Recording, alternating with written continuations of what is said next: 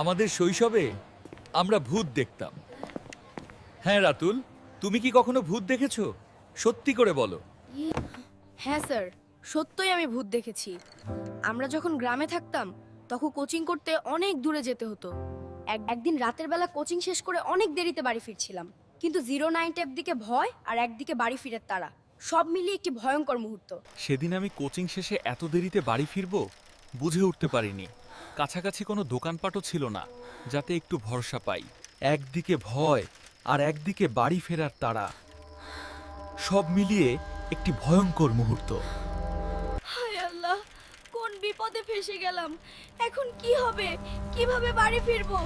আল্লাহ, তুমি রক্ষা করো। আল্লাহ, আল্লাহ, হায় আল্লাহ, কোন বিপদে ফেসে গেলাম। এখন কি হবে? কিভাবে বাড়ি ফিরবো? আল্লাহ, কথা দিলাম এইবারের মতো যদি বাঁচতে পারি পাক্কা নামাজি হয়ে যাবো। কোনো মতে যদি আল্লাহ, আই প্রমিস।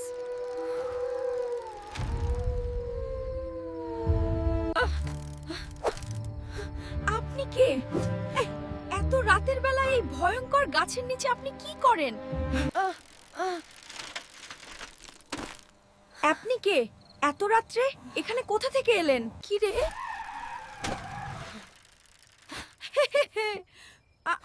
আপনি কে? এত রাত? সত্যি বলতে কি, মহিলাটির কথা শুনে মাথা গেল গরম হয়ে। আরে ভাই, এত রাতের বেলা এই ভয়ঙ্কর গাছের নিচে আপনি কি করেন? আমি হলাম ভাঙা বাড়ির ভূত। প্লিজ, আপনি কি আমাকে একটু বাড়ি দিয়ে আসবেন? আমি অনেক ভয় পাচ্ছি, যদি আমাকে ভূত টুত কেউ খেয়ে ফেলে।